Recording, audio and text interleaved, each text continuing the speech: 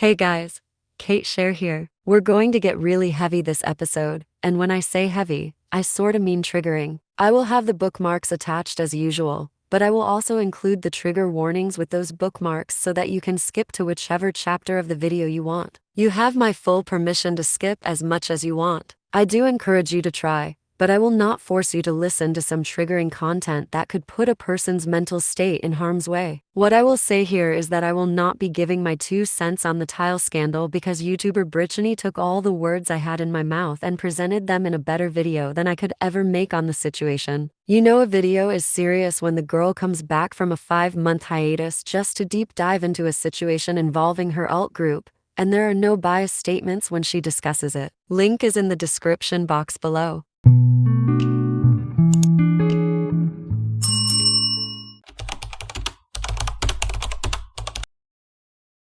Allow me to tell you, only that Starbucks has become a greedy coffee conglomerate that completely lost the plot and its customers at the same time. I've been way too quiet on this stance for too long, so allow me to clear the area. Of course, I don't side with Israel in the conflict going on in the Middle East right now. I don't need to explain why I don't. With that said, anyone who has been siding with the country on this ongoing war should not be talked about lightly. In fact, if you look up the American Friends Service Committee organization website, it will tell you which companies have profited off the genocide. So when I looked on this website to see that Starbucks was there.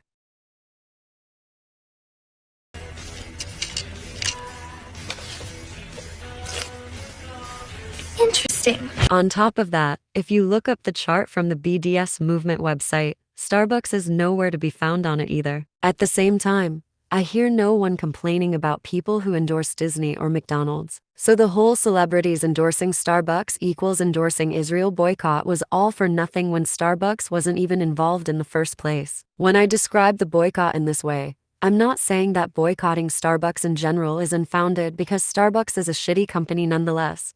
But what I'm not about to do is agree with people who spew incorrect statements as fact. So where did this Starbucks equal Israel thing come from exactly? I've tried my best to find the first step in how Starbucks and Israel are related, and the one thing I kinda found was that Starbucks did try to start business in the country, but Starbucks no longer has business in Israel, so that led me absolutely nowhere. There are many articles, however, that state that Starbucks is a public-owned business, and all its endorsements and charity donations would have shown if money ever went or came from Israel. But no one found anything proving that to be true. Starbucks has stated multiple times that they never profited from the Gaza war whatsoever or made business from the country since the war began. So the people who are still spreading these lies to other YouTubers and mainstream celebrities to get their opinions on the genocide is ridiculous to me. Pop idols got cancelled for a boycott with a false purpose. If you guys want to boycott Starbucks for the real reasons, like employee manipulation in regards to union workers, or just being a crap company with crap business tactics,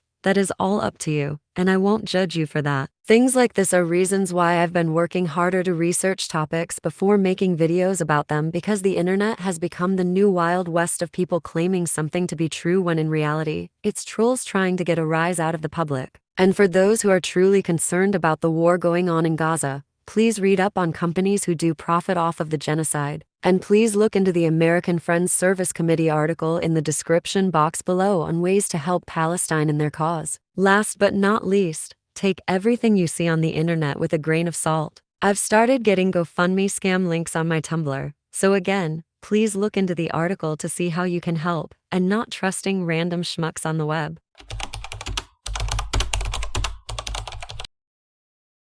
I have to believe that this term was made up by K-tubers to excuse why they hate a certain idol of a certain group. If a group is formed of many people, why the hell would a company try to market someone who is useless to them? Each member has something that makes a group unique, and useless is not a unique trait of anything.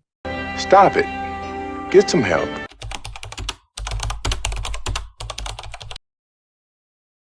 Remember that short I made about what overperforming meant over 3 months ago? You see the question in the title, right? Well, let's answer it quickly. It doesn't exist. Yeah, I still believe that. Do I believe that a hyena is having some trouble finding a balance in the group? Maybe. But is the girl confident? Hell yeah. And you know what? She deserves to be. Minus the whole N-word scandal thing. I'm gonna be flat out honest. I had zero interest in Baby Monster when they were first announced, and I still have zero interest in them now. Rest assured that my future interest in them will always be zero. Nevertheless, I will call out bullshit when I see it. Overperformance is not an issue because it doesn't exist. You guys are just trying to create a new hate train to steer away from Ive and Le Seraphim. It's clear as day what you guys are doing, and you guys are not even good at it. Just say that you don't like her and move on. I can promise you that no one on any platform cares. Stop it. Get some help. Riz should not belong anywhere in music. I know what it's short for, but if you put it outside of any ironic fan context, it sounds so bizarre, like the word feels like an insult rather than a compliment. Like I don't want to hear Timon saying the Rizness in an unironic context. I know he's only 2 years older than I am, and I don't want to be the person to perpetuate ageism in terms of what to write for music. But if there's one part of human language that is age-specific, it's slang. Like, do you know any young person who uses the word groovy unironically anymore? Do you hear your parents saying that out in public? No, of course not. So why on God's green earth do I want to hear someone my age trying to appease the younger generations with a word that doesn't even sound good to begin with? Not to mention that there are other songs titled that. Riz Me Up by Sujin, Riz by Adya. Maybe Riz will release a song called Riz just to spite me. Call me old all you want. I just hate that word, alright?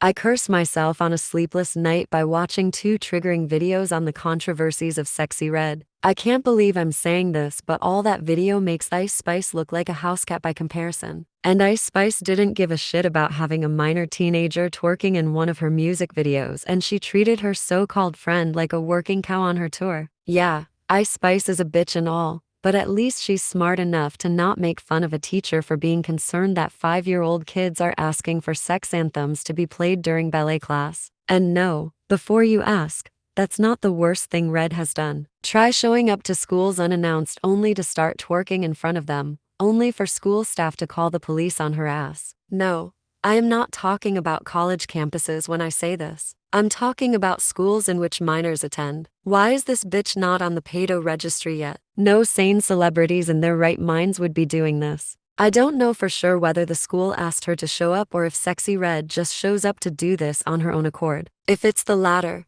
this woman needs to have a million restraining orders against her. If it's the former, do school staff just not look up artists before hiring them to perform anymore? Like, these are kids. Are you fucking insane? I was asking myself for the worst songs of 2020 for video why she bothered to have Drake feature on her songs. But now, I am too highly bothered to know why. These two were meant for each other.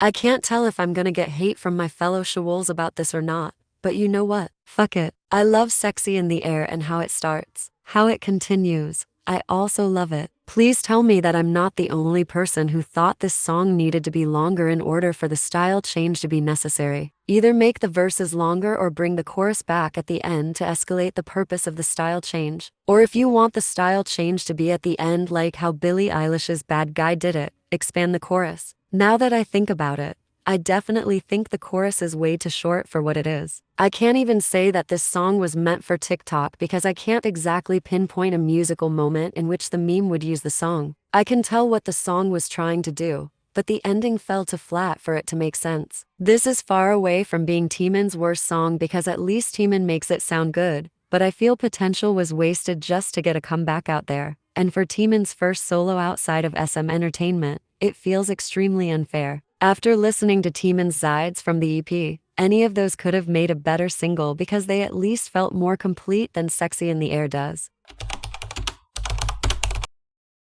I hope I'm speaking realistically when I say that Cat's Eye killed their careers before they even lifted off the ground. Hyben, their documentary on the group, did not help matters either. Yes, the creators of the documentary did the editing, but at the end of the day, it was the rest of the members' decisions to completely bully Manon for no reason. And what's the saddest thing on earth is that Manon now has to work with the same people who didn't even want to be with her in the first place. It doesn't matter if this was a setup. This documentary destroyed these members' reputations before their singles could even sell. If I was a potential customer to purchase or listen to this group's songs, How can I do that knowing that the bad blood was boiling in the pits of hell? We watched a bullying scandal occur in real time, and it seems that people are treating it like it's an episode of The Real Housewives. Their debut song was already not good enough as it was. Cat's Eye really didn't need the behind the scenes to be exposed like that. Man, Hybe really sucks, don't they?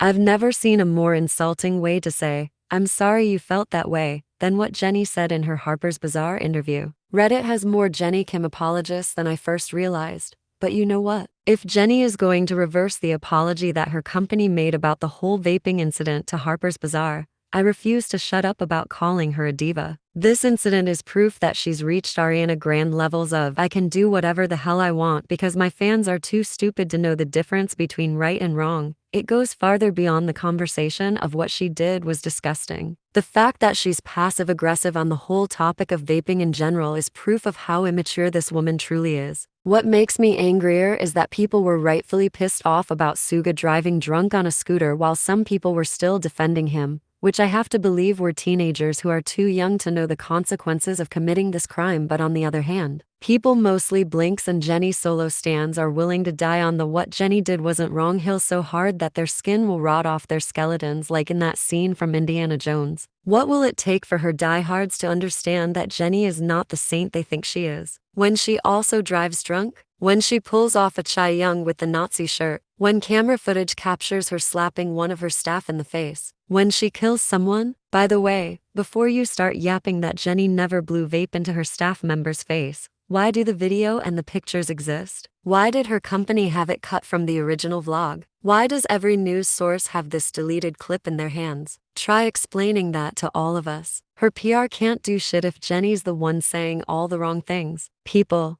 this is who Jenny is in real life, and it's time to take off the rose-tinted glasses.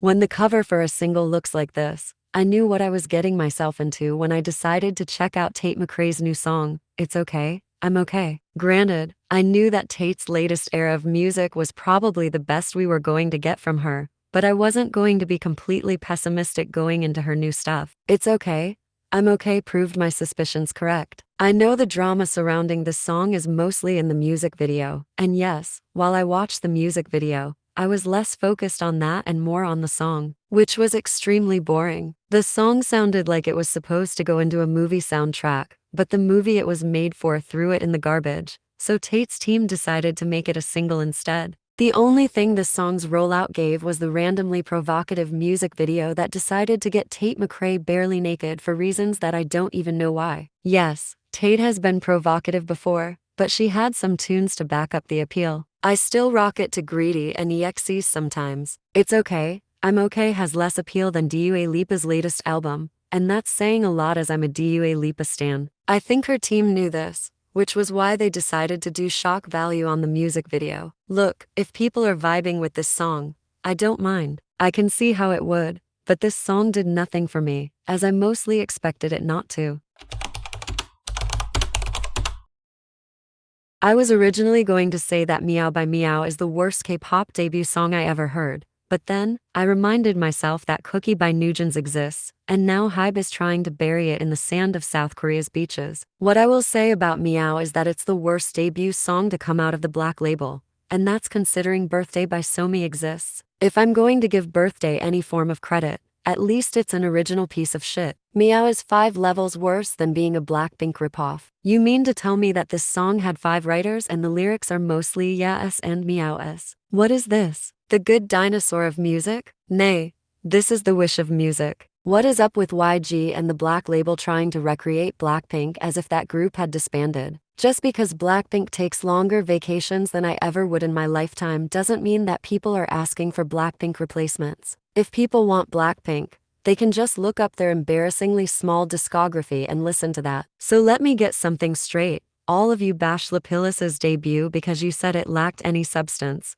But then again, the minimal amount of defenders for Meow are trying to defend it, although it lacks even more substance. I should have seen this coming considering how K-pop stans are even bigger hypocrites than anime stans, and that's saying a lot as I interact with both parties on a daily basis.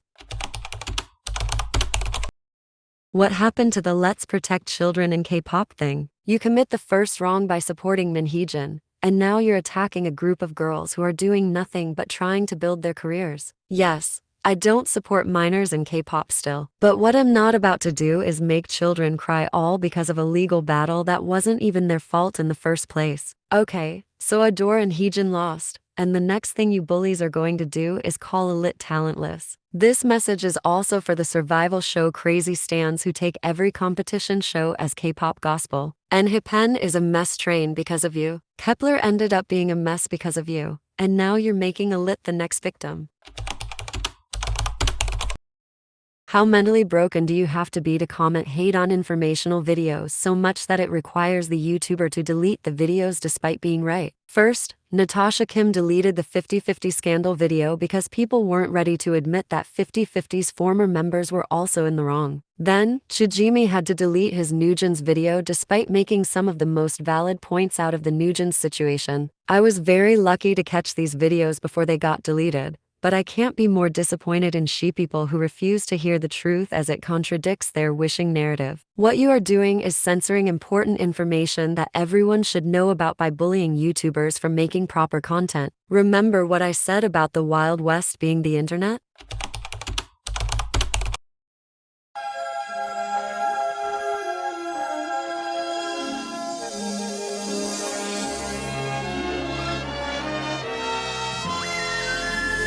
Now on to the non-music entertainment related opinion of this round.